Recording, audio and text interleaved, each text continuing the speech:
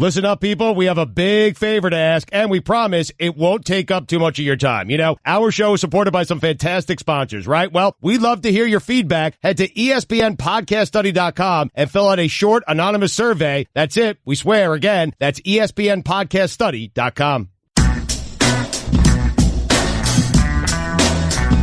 It is time to wake and take with Stugotz. Call now.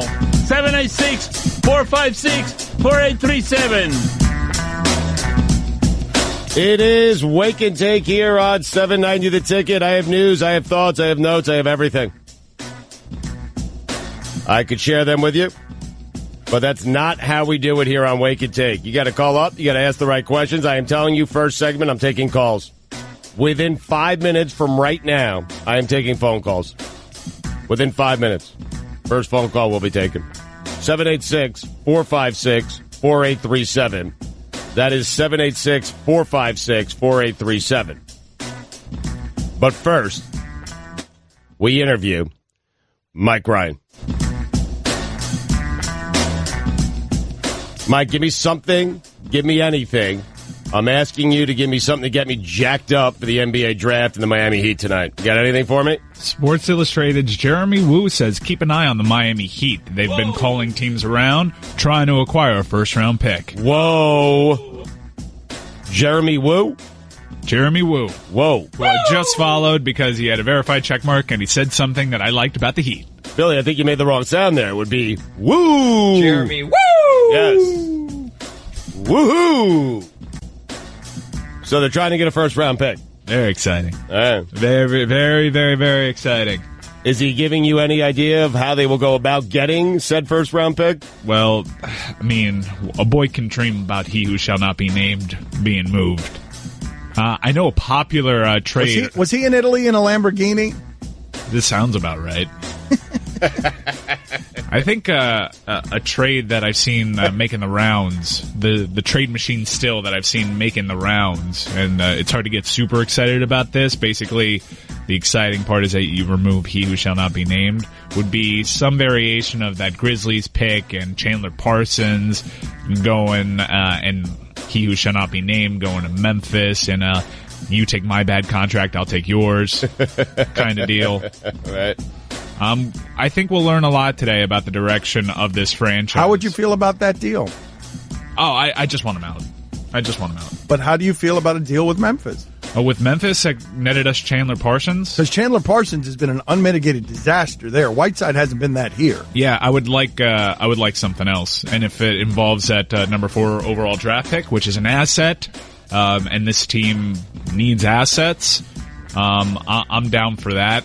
I'm down for a change because obviously what's going on right now isn't good enough.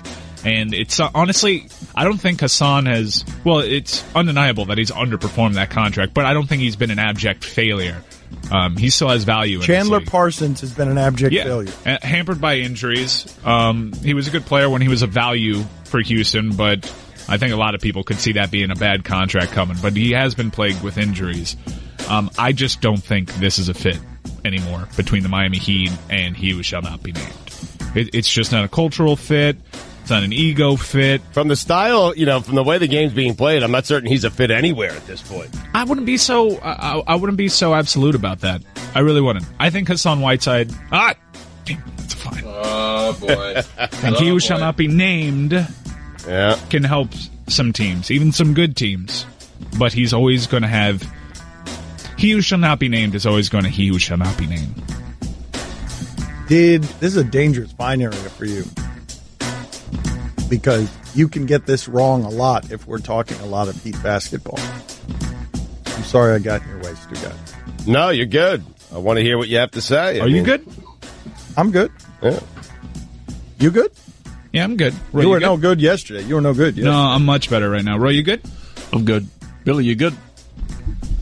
I'm all right. Chris, you good? Oh. I'm good. Stu, you good? I'm good. Allison, good? Allison, you good? I saw him being waved. Allison, you good? Allison, you good? Allison's good. She's good? Allison's good. How are the phone lines? Allison's not good. The phone lines are great, but Allison's not actually good. I don't want to say... Phone lines are popping? The phone lines are popping. What's going on with Allison? Are you ready for the phone lines? I am in a second, but you were going somewhere with Allison. I'm always interested in what's going on with Allison. No, we could get back to what's happening with Allison. I promised I'd take phone calls within 5 minutes. All right, that was 4 minutes ago. You have a minute to give us something on Allison. I'm going to write it down so I can get out of the way. I'll tell the Allison story later. Okay. What do we have there, Dan? You pick. Okay.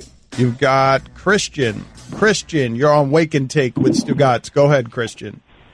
If humans laid eggs, would weasels be the number one threat to America? If humans laid eggs, yeah, because they'd take all our babies, not just some of them. That's a fantastic question. It is a great question. Who else do we have there?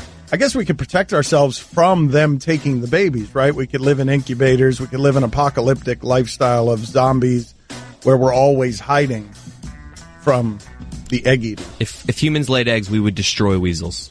They would be no more. Oh, well, there you go. Yeah. That's right. Doesn't seem like fun either. That's exactly right. We would Bezos would create a weasel destroying machine, and their weasels would cease to exist. We'd knock out that part of the ecosystem. I have a question about the human egg situation. Is it like chickens where not all the eggs are fertilized? So, like, could I eat a human egg if it's not fertilized for breakfast? That's a good question. Chris is awfully cavalier about just wiping out a species without knowing how this affects. No, we would. No, but of course we'd affect. Yes, we'd affect the environment. Ron McGill would tell us that if we eliminated weasels. Weasels serve an important function, whatever that function is. None of us know. Usually, it's to sling munis in Boca before he gets a radio job. Hey-o. Thank you. I was racing to make a Stugotz joke too. I feel like everyone was racing to make a Stugotz joke. I feel like you only brought it back to weasels because you were trying to create the opening for the Stugotz show. It was like a slam dunk contest. I was throwing it off the backboard. I was launching.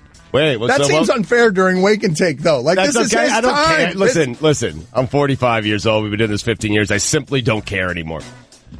Mike, what was your weasel joke? What were you coming in with? It's gonna be like, but then we'd wipe out Stugotz, something along those lines. Dane did a good job with it. He did. Proud of you. He did. Just wonder if anyone could have done better, but that was good. You're right. I was going to make it a contest, like a dunk contest. It was good. Slinging. You want to take calls on that? No. I thought slinging munis was the key part of the phrase that would get me to glory. It's great. Weasel-rific. Because it was hidden. Because slinging munis in Boca made it revealed that it was you before anyone knew I was making the you joke. It required me before a career in radio. That's right. The slinging munis in Boca is what got me there comedically. Yes. All right, let's take another call. That was a good one, man. Yep. Who else do we have? You're 1 for 1, man. Your call here. Leo, you're on Wake and Take with Stugotz. Hey, guys. Everyone talks about LeBron. He'd be a great soccer player if he played soccer. So my question is, would Leo Messi be a great running back? Hang up. No. I don't know. Is there a kind of a Rex Burkhead quality there or something like that? A little scat back? No, he's tiny, and Rex Burkhead's a fullback. I don't know. Rex Burkhead's a running back. He's a running back. That's a fine. There are no fullbacks. I mean, wait a minute. Guillermo, put it on the poll. If your name is Rex Burkhead, aren't you the fullback? I understand what you're saying. There are no fullbacks. They may actually be a pass-catching back. My point stands. If your name is Rex Burkhead, what position do you play in football? Fullback. Fair enough, but I think fine. it's still a fine. Yeah. Burkhead is 5'10", 214. Messi is 5'7". Has there ever been a good Lionel? Yeah, Lionel Little Train James. 5'7". Messi. I think he'd be a good scat back. Third down receiver out of the backfield. I think LeBron would be a bomb-ass keeper. He's still 5'1" in my personal record book, though, and he's never played soccer. HGH. In his childhood. Yes, of course. Where it's acceptable. Who else do we have there, Dana? Can we put that on the poll, by the way? Would Lionel Messi be a good NFL running back? He's very quick. He's not Darren Sproles quick, though, is he? Matt, you're on Wake and Take with Stugotz. Go ahead. Oh, missing Mike's sensual voice, but wanted to ask the parents if they had to entrust their children with somebody else from the crew, who would they and why? Oh, wow. That is a wow. That is a great question. You've got we've got two babies here, right? Roy and Chris is what we call them. They have children. Are we including Allison here? I think that's probably the obvious answer, right? I think we'd all pick Allison. Okay, so let's eliminate Allison, because if I had to leave my kids for a weekend with anyone with the show, I'd leave them with Allison. Correct. Well, right. if you had to leave any responsibility, well, this brings me to my Allison story, Stugotz, because perfect. You're good at this. I trust her with every I responsibility. guess we're not answering the caller's question. Sorry, fitting out. I'm sorry. 2 minutes penalty box. I'll go. But this Allison story's good. 2 minutes, $2. Someone's got to tell me the calls. They only put $1 up there for the first fine. I mean, on Burkhead being a fullback. We're it's answering ridiculous. the question. All right, so I think I would most entrust. Man, this is a tough one. I'm sorry, guys. Chris has a kid. Roy has a kid. I'm adding 2 to the equation. That's a lot on your plate. I'd go Mike Ryan. You're basically saying you trust someone with no kids over 2 people with kids. I'm saying that Mike would have more time to deal with my kids than Roy or Chris would with my kids, because they already have their own kids, and everyone's going to put their own kids ahead of my kids. Mike doesn't have any kids. Bill, you don't have any kids.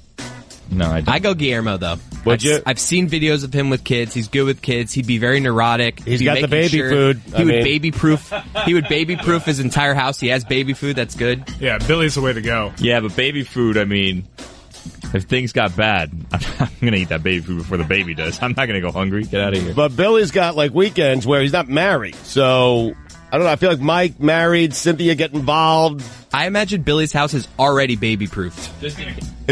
Yeah, just in case. You can never be too sure.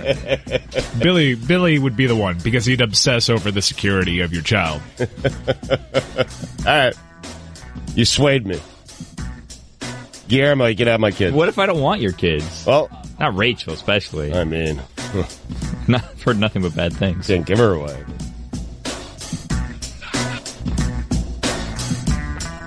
What was that, Mike? I'm sorry. I told you something in your headphones to avoid this. Go to Mark. Mark, go ahead. You're on Wake and Take here on 790 The Ticket. What is your go-to day drinking drink? It's okay if the Dan's in the penalty box. We know his is tequila. See, I like a nice little, if I'm on the golf course on a Saturday morning, a nice little vodka lemonade. It goes great in the morning. Got a nice little 8:30 tea time. You can make the excuse, hey, where can I drink on a Saturday morning? The golf course, great idea. But if I'm sitting on the couch on a Sunday morning with my dad, watching the golf tournament, watching the U.S. Open on Father's Day, a good, nice little Bud Light. Nice light beer. It goes... Is this guy asking a question or giving his answer? The guy just keeps talking, man. Doesn't give us a chance to answer the questions. I don't want Trash to him, answer though. this question. Yeah. No. Well, no, kind of with him. That Trash first him. drink on the golf course, for me, it's always, because I like to build up to the Tanqueray tonics and tequila, I always go with a vodka iced tea lemonade. It's a John Daly. No, you start with a Bloody Mary. That's the play. All right. Especially if it's before noon. Nice little base, too. Yeah. We got any more calls? Yeah, go to Eric. Let's go to Eric. Eric, go ahead. You're on Wake and Take here on 790 The Ticket. Stu, what's going on? I need to pay my mortgage. Is Argentina and France a lock for today? I got to tell you, man, Mike's been on fire, and I came into the studios this morning saying that I like France. I know nothing about soccer. I just take unders, but Mike told me he likes Peru. I think Peru's going to give France a whale of a game today. Peru is a better side against Denmark, and France was unimpressive against Australia. I think that maybe Peru can take this game. So it's not a mortgage game? I would say wait, no, because I think that game's going to be good. And I also think Croatia-Argentina is going to be a really tight one. These are both put your kids to bed type games. Okay, well, hold on. Give this guy a mortgage game. If there's one game today that's a mortgage game, give him a mortgage. That's a lot of pressure on you, I understand. You shouldn't be betting your mortgage on anything, but give him a mortgage game. Okay, well, if I were to put my mortgage on anything, I would have put it on Denmark today, and right now they're locked at 1-1. Oh! Yeah, that was a really good You and line. I have that for entertainment purposes only. Yeah, we have an entertainment purpose mortgage on the line when it comes to Denmark. I see value in the dogs today, in Peru and in Croatia. I thought Croatia was probably entering a bit of a wash phase with their midfield. They have a very good midfield, but they're a little bit older. But they really impressed me against Argentina, against Nigeria. and I think they're going to give Argentina a real run for their money. This is a really good group that they're in. Tight. Group of death, or? If you had to pick one, probably. All right. But no mortgage game today. You would stay away. You're saying there's nothing that you feel good enough where you would bet the entire mortgage. I don't feel great about today's games. I'm really excited to watch them because to me they're put the kids to bed games and toss ups. All right. We got one more call here before we. Yeah, Chris, give me a good call. Who should we go to? RJ. RJ, you're on 790 the ticket. RJ. We need to know who's going to win the draft tonight. Is it going to be Woj or Shams? Woj always wins the draft. You saw what happened, by the way. No one can tweet out the picks before they actually make the picks, before Adam Silver comes to the podium. Yeah, so Shams is going to win the night because he's going to be spoiling all the picks, whereas Woj, appears to be some sort of company directive where ESPN writers can't spoil the picks. Chris, how do you feel about that? Because I love the draft. It's funny that we make a big deal about the NFL draft and not nearly as big a deal about the NBA draft, considering the NBA draft, one guy could affect your team in a way that just doesn't happen in the NFL. Doesn't. Not immediately. I don't like it. They're giving other reporters from other places an advantage. I think you should start just guessing and just start reporting things. You can't do that, though. But if you're guessing. No, you can't do that. They said. I can't even do that, I don't ESPN think. people can. Right. But do you like that? What, you like to get the pick before Adam Silver delivers the pick? I kind of like the suspense of Adam Silver coming up and giving me the pick. I don't like to know the picks. I watched it without Twitter the last couple of years because I don't want to know. I was just going to say, if you don't want the information, you cannot look at Twitter. Well, that's a good point. That is an option. How do you feel about it, Roy? Yeah, I don't need the pick spoiled for me. I'm just going to watch. I want to see what's going to happen without it being spoiled. All right. Mike, how do you feel? Today might be a good day to take Woj and Shams off mobile alerts. However, it is the NBA draft, and there are a crap ton of trades that happen on the NBA draft, so I may have to swallow all the picks that Shams spoils for the day in the event that he who shall not be named gets moved. For a fourth round, for the fourth pick in the draft? I would love that. You would love that. I would love that. Memphis would be the dumbest team in the history of the NBA if they did that. I think they'd be happy to get the Chandler Parsons contract off their books, too. It'd be worth giving up the fourth pick? I'm sure there's a radio show in Memphis that refers to Chandler Parsons as he who shall not be named. I just saved hundreds of dollars by switching to Geico. I feel like a whole new person. Disclaimer, you will not become a whole new person. This is impossible. You might be able to join a gym or diet program, buy a new wardrobe, get hair implants, but your DNA and physical form will remain the same. Geico waives any and all liability if you attempt to become a new person, except a cyborg. If you choose to become a half-human, half-cybernetic organism with lasers for eyes, the Geico legal team would be cool with that, because, quote, laser eyes are pretty sweet. Pew, pew, pew, end quote. Geico. 15 minutes could save you 15% or more. Don Le Batard. This guy is writing me. You're so tough on your high horse, proud of being Miami's Judas. Screw you, Dan, you sellout. Choke on LeBron's foot, you fat chipmunk cheat bastard. The Heat will be back, and we will burn you publicly right on Ocean Drive. Stugotz. Send him a t-shirt, Billy. This is the Dan Le Batard Show with the Stugotz on the ticket. Chris, I have great news.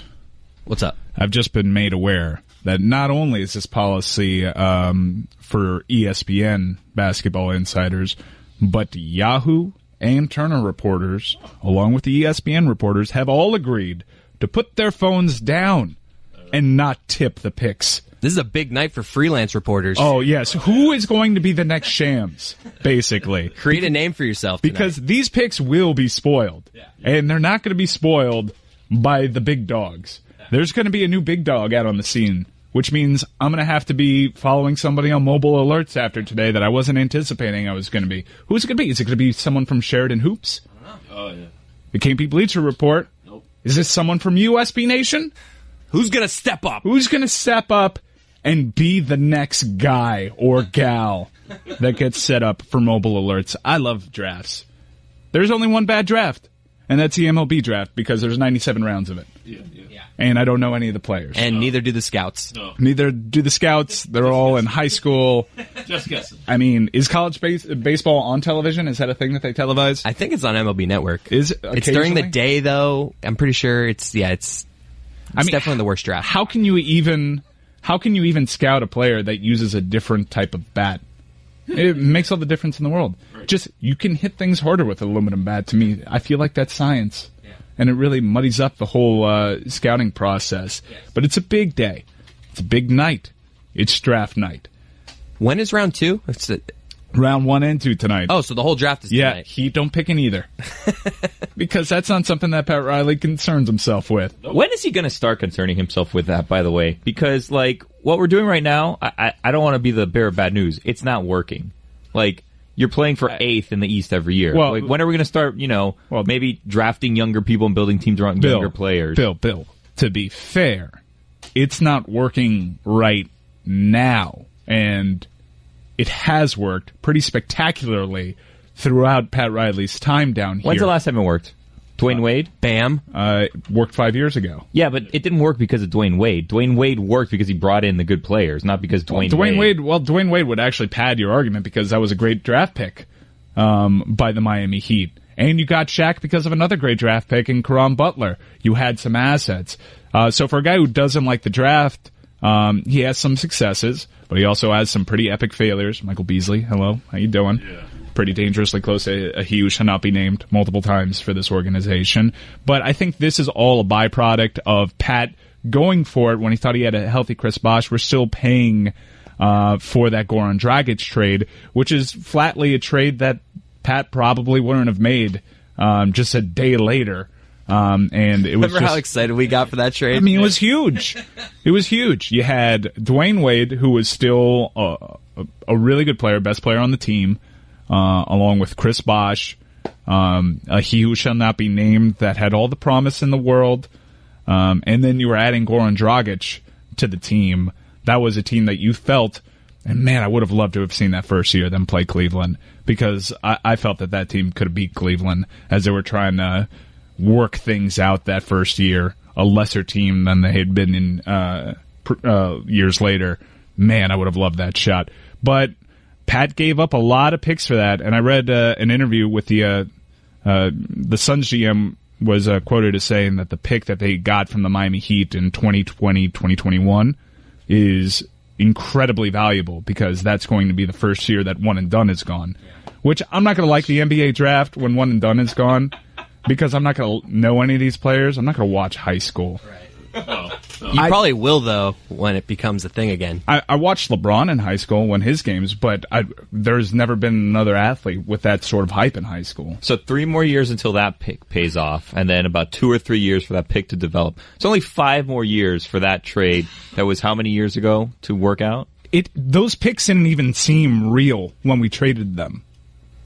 Another thing, real fast. A couple days ago, you did say "he who should not be named's name." Does that kind of negate going? Like, can't you just start saying it at that point again? Once you say it once. No. I'll get fined. I'll find myself every time I break this rule.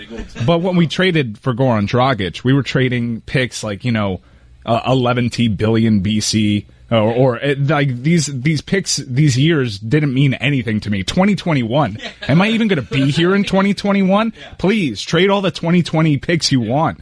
And now you're approaching like, man, I kind of wish I had that. I don't even know how they were allowed to trade the picks that they were. It was Pat Riley's not going to be here to see these picks that he had traded away. He was just making up years. He's like 2021, 2024.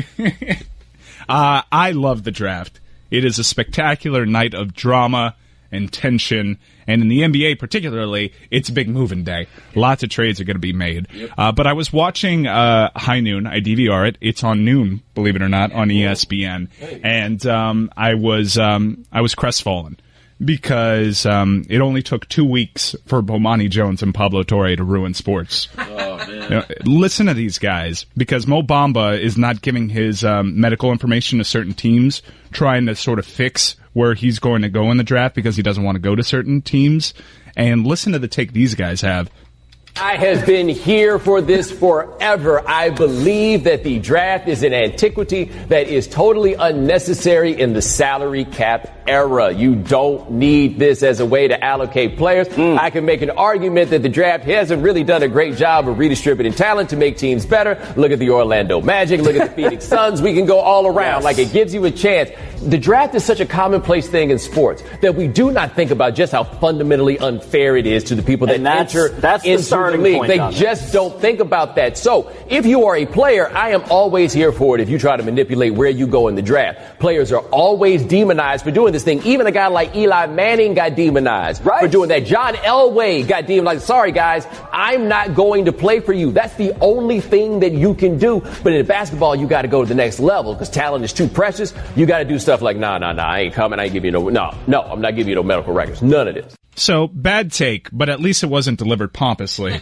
And you're thinking, okay, that's it. I avoided the pomposity. Well, here's Pablo. What Mo Bamba is doing is helping muck up what is fundamentally an anti-capitalist system. We talk about America being built on the principles of capitalism. The draft is socialism or something quite close to it. And worse than that, because that's the philosophy and the principle at hand. It's not as fun as it could be, because I propose to you, all those people who may doubt, man, is it going to be so fun if these two guys are right and they get rid of the draft? Yes, it will. Why? Because the draft becomes a modified version of an open market. Yes. It becomes a modified version of free agency. Yes. All of this stuff, all of the interpersonal intrigue, the psychoanalysis, the who wants to go where and why, and should they be shamed for doing so, that all gets tripled if you do this system. The only thing, though, you'd have to get rid of the minimum salaries for rookies. Like, that would be something that you would have to do. And there would be salary cap considerations restraining all. Right, but also part of what binds this is basically a lot of people live in cities that they think don't nobody want to sign to play in, and they are correct. And those teams would then have to spend more money. The problem is those places that have those teams typically are small markets, so they don't have the money to spend. Yeah. That's the counter argument. But get better and become attractive, and maybe, get Rihanna to come help you out and formulate a pitch. Be creative. That would be terrible. It would be awful. Because, free agency? Well, I love free agency, but here's why I love free agency. For a good 5 days, my vision is blurry. I have headaches because I am buried in my phone, right? I can't take another week of that nonsense. Free agency, but now with 18, 17-year-old kids that you've never seen play. That I've never seen really play, and then I have to decide, am I going to give this person $20 million a year? Because if I don't, he's going to go to Sacramento, who have $19 million a year to give these people sight unseen. Well, not sight unseen, but relatively, like they're not a finished product yet. It'd be terrible. The draft is so fun. There's a countdown clock, and countdown clocks always build tension just naturally. There's hats that people put on. There's people on a dais. There is a host. There is a noise that goes dun dun dun dun dun dun dun dun, which is always adding to the fun. I feel like we could still have a good amount of these things with free agency. No, you can't have that with free agency. Can you have the chime that goes dun dun dun dun dun dun dun dun dun with free agency? No, you can't. When someone signs with a team, there isn't a countdown clock. There isn't a countdown clock. Now, if you want a countdown clock for when a team can sign somebody, have at it. That'll help. But I love the draft because it's made for television. So don't take away one of my favorite TV shows that comes once a year. Did they say that they want to get rid of the minimum for rookies? Yeah. Because then, you can't complain about players not getting paid in college and then want them to take less to play in the pros. They're making less than they're worth now. No. They want to be interns? No. They want to get rid of the minimum. So, there's if you get rid of the minimum, then people pay less. No, there's a rookie wage scale, Bill. And in a free market, no one's going to offer a Badgley less than what they would have made with a rookie pay scale if they're trying to convince them to come to Sacramento. Right. These contracts, the Sacramento Kings... filling in holes and you have less money. Hey, Billy, this is a terrible take. I'm fairly certain you didn't understand what's going on there. Okay. This is them making way more money. Not having a rookie wage scale that fixes them at a certain point. Which is advantageous because rookie contracts are so huge. You think that teams are just going to offer a prospect out of a high school top prospect $25? Is that your take? I'm saying they could. You could be an intern. Listen, Pablo and Bomani, the goal of this was to make it more fun. They think a free agent would be more fun. This has nothing to do with rookies, but this would be more fun. They should have, in 2025, no contracts could be signed through 2025. So in 2025... everybody's a free agent, and we do an old school fantasy draft where we're starting over with every player. Fantasy drafts. Every year you hit the reset button on the NBA, and you fantasy draft prospects and superstars. I'm in for that, too. Yes. I was going to say, let's do it one time in 2025, but if you want to do it every year... you got to go snake order. Yeah. Don Batard. Where can we hurt Derek Jeter the most? Why do you want to hurt Derek in his wallet. Listen, Dan, I'm obviously very fair. I'm telling you the way things are. Stugotz. Hold on. I love this new character of Chris Cody as confused moral conscience in the back of the room. Why do you want to hurt Derek Jeter? He hurt me. I'm going to hurt him back, and I'm going to hurt him in the pocketbook. This is the Dan Le Batard Show with the Stugotz on the ticket. If you have any movie questions or baseball questions for Samson, he is unusually blunt with his assessments. 786-456-4837 is the telephone number that you call. We're going to talk about some baseball with him, but Stugotz will not shut up about Rocky and the new Creed movie. He just won't shut up about it. Well, it's the Creed 2 trailer that Mike sent me yesterday. I mean, it looks amazing. There's a couple of things there that gave me goosebumps. One, when Michael B. Jordan, Creed's son, is working out at the bottom of a pool. He is just shadow boxing, standing at the bottom of a pool. I don't know if that's possible. It seems like he's doing it for 12 minutes or so. There's no breathing apparatus, but still, it's fantastic. And then the big reveal at the end is who he's fighting, who he's training for. And who he's training for is Drago's son. It's such an epic moment. I don't know how Stugotz gathered that Michael B. Jordan is training underwater for 12 minutes in a 90-second trailer and a flash. Just let me believe what I want to believe, man. It's the movies. Regardless, Samson, because what Stugotz has just been howling during the breaks for some reason at the walls in here, there's nothing else in here, is I will watch Rocky's grandchildren fight Apollo's grandchildren, fight Drago's grandchildren, fight Mr. T's grandchildren. I will watch Tommy Morrison's grandchildren. I will watch until the very end of time, is what Stugotz has been saying. It's embarrassing, actually. Sylvester Stallone keeps making these movies. I get it. I just feel like there needs to be some more originality. Seeing Dolph Lundgren in a show while Bridget Nielsen is pregnant is just enough to make me crazy. Samson, again with the phone. Like, you got one job here. My phone is fine. This is your phone. Yeah, it's our landline. I was talking to you 5 minutes ago. It's us every week, and it only happens with you. It's amazing. Mm-hmm. It's weird, isn't it? Yeah, strange. So why do they have to be original? If it's not broke, don't fix it. I mean, people are still going out to see the movies. Who cares? It's Creed. He's going to train. He's going to train hard. He's going to fight Drago. Something bad's going to happen, and perhaps they'll fight again. And I'm there. I'm there when they fight again. But I want to reward creativity and originality. And all these sequels that are such crap really is not doing that. Wait. You think Creed was crap? Did you see it? Of course I saw it. It wasn't crap. It was fine. It was fine. It wasn't crap at all. Sly got a Golden Globe award. They don't just hand those out. Well, hold on, David. David, yes, they do. How would you rank the Rocky movies? How would you rank the Rocky movies? Because I think Creed is probably third for me in terms of the in terms of the Rocky franchise. I go Rocky 2 is 1, Rocky 1 is 2, Rocky 4 is 3, Rocky 3 is 4. Well, Mike, how do you... that was amazing what he just did there. That was like hopscotch, right? So Chris and I both got confused. Wait, and so Chris Rocky and I 2 don't was do 1? math the same way. Rocky 2 was 2 is 1, 1 is 2? 2, 1, 4, 3. 2, 1, 4, and then 5, 5. So 2 is 1, 1 is 2, 3 is 4, 4 is 3. 5 never happened. 5 never happened. You ask 5 anybody. didn't happen, right. And I wouldn't watch Rocky's grandkids against Tommy Morrison's grandkids. That's where I draw the line. By the way, Michael B. Jordan's great. The whole recycling Dolph Lundgren, I'm not a buyer. There's too many great original programming to watch. I've started to watch TV shows, so my whole world has changed. Oh, that's right. He's watching Ozark now. I've told you guys to watch Ozark, that Jason Bateman makes some good projects, Netflix and elsewhere. He gets involved in some smartly written things. And so I told David and I told many of you here on the radio to watch Ozark. And what'd you come away with? Or how much of it have you seen? All 10 hours. I watched it within a 13-hour span.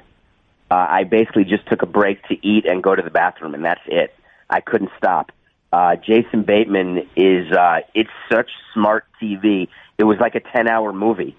He has a character that's a little bit from Bad Words and a little bit from Horrible Bosses, and he combines it to be this money launderer, and it's brilliant. and I didn't realize the TV show binge watching. I'd heard about it. I didn't know what it was. How about that? And now Mike? that How about that? David Samson had no access. Are you fit? Yeah, you're 50, right? You had no access at any point to binge watching, which is how people have been watching television for the last 10 years, even though you love entertainment. Like, that's a generation of technology passing you by, because binge watching is exactly what people are doing. It's why why all these people are blossoming with these 10-hour movies. I hope it opens up a whole new portal for David Samson where he's watching all these great TV shows, because we're in a golden age right now. I've already watched, just since 5 a.m. this morning, I've watched the first 4 episodes of Billions now. Nice, I think there's a good chance I will not leave the house again. I am becoming Howard Hughes. They deliver bottles to my door. No, but welcome to the world of TV, David. Hold on. This is a good show, though. Where did you discover binge watching? Because I was late to the party, too, but it was Breaking Bad for me. Like, at one point, everyone who's listening to me right now who binge watches has started with a one-timer like, whoa, that was heroin. That was a 10-hour movie. That was a jolt. I'll have some more. Yeah, mine's a little embarrassing. It was Sex and the City. Such a well-written show. Whoa. Would watch it with my then girlfriend, now wife. It shaped your entire worldview. It did. Charlotte's still my favorite. Oh, yeah. So happy she finally had a baby. So given this conversation, that's why I don't want to see Creed 2, because I'd rather binge watch now than waste time with the sequel of a guy underwater for 12 minutes. But, Mike, you know what is a great service to the audience here that will be also a service to Samson? Who would not like a list of, hey, what are the 5 shows I need to binge watch? I've got time on my hands. I want to get addicted to something. Which are the 5 that you would recommend? Samson is new right now to binge watching. Ozark just arrived on his lap. What are the 5 you going with? Do you go back to The Wire, Stugotz? Do you go back to The Shield? I didn't love The Wire. You love The Shield. Breaking Bad, I think, is a spot where Samson needs to go to. Yeah, I think you're going to love that because Breaking Bad is a better version of what you just watched in 13 hours. Right, Mike? Breaking Bad is Ozark is sort of a ripoff of Breaking Bad. Done less well, but done really well. I mean, the comparisons are undeniable when it comes to Ozark and Breaking Bad. It's a sort of good guy gone bad, and he's all of a sudden he finds himself in this complicated crime world that you would never figure him to be in. A lot of people have been making that comparison, but give Ozark time, because I truly loved Ozark season 1. We'll see where it goes. No, but here. David, Breaking Bad is going. I was given 5, Dan. I was given 5 for me to binge watch through research and talking to people who have started this process. 1, Ozark, 2, Billions, 3, Homeland, 4, Breaking Bad, and then 5, The Americans. No Sex in the City, huh? No Sex in the City. How about the OJ 30 for 30? That is that a binge watch? Yeah, I mean, hopefully you'll get to the end of it, but yes, it's a binge watch. Yeah. I watched Reggie Miller time on 30 for 30. That's as much as I can have. No, do this. It will take you 2 months. All right, so you mentioned in baseball, you mentioned in the home run derby that Ichiro, you thought that he'd win the home run derby. I'd love to see it. I'd love to see your theory tested, but where are you coming up with that from? Because I know he can put on shows in batting practice, but not Aaron Judge shows. Well, the home run derby has nothing to do with distance, don't forget. It has to do with consistency. Ichiro has the most consistent swing of any player I saw over an 18-year career. And when he's in the batting cage, he can do whatever he wants with the ball as many times. He's got more stamina than any player in baseball, current or former. He is able to stand in there. He won't get tired. When Giancarlo won the home run derby in San Diego, he was so sore for the next 2 or 3 days. And he told me, because we were there with him, that he was exhausted. Ichiro never gets tired. So that's why I think he can win. He won't put on a show like Judge or Josh Hamilton did, where even Justin Bohr last year at Marlins Park, his won't look that way, but he will get more of them, which is why he would win. Wait, hold on a second, though, Dave, because I understand what you're saying about stamina. I understand that he's not getting tired, but I also don't believe him to have the pop to make home runs out of mistakes the way some of these other guys can, because the power of Stanton and Bohr and Judge is that they miss sometimes and it still goes out. Yeah, Ichiro can do that. Remember, we're talking BP. He is such a creature of habit. You have to know Ichiro. If you tell him in batting practice that you want 10 straight balls to hit within a 5-yard area in right center field, he can do that. He wins every parlor game during BP because he controls the ball like no one I've ever seen. I think it'd be great for baseball because baseball is becoming the no-fun league. And wouldn't it be nice for them to do something that, even though Ichiro said he won't do it because he's not on an active roster, but who knows? Wait to see. You think he could do it, though, with the format that it is now, that it's timed? Because there's, towards the end, you start rushing. That's why he'd be okay, though, because he would get the extra time from hitting the special whammy ball. So I actually... Guillermo, hold on a second. Guillermo, let's see if we can actually get this off the ground. David Samson has accused us of being more roar than reach. Let's see if we can get this done for the Major League Baseball All-Star Game through the powers of ESPN. Ichiro, who's not on Brinson. Ichiro's not on the roster. That's a good question. Are we bailing on Brinson here? No, but let's also do this. Let's get Ichiro in the All-Star Game. We can't do one. An honorary spot. Well, the manager of the Mariners already tried to start that movement, and Ichiro already declined. So this is already come and gone. Wait a minute, Samson. I thought you said Ichiro would want to do it. I said he would want to do it, but is not going to do it because he's not on an active roster.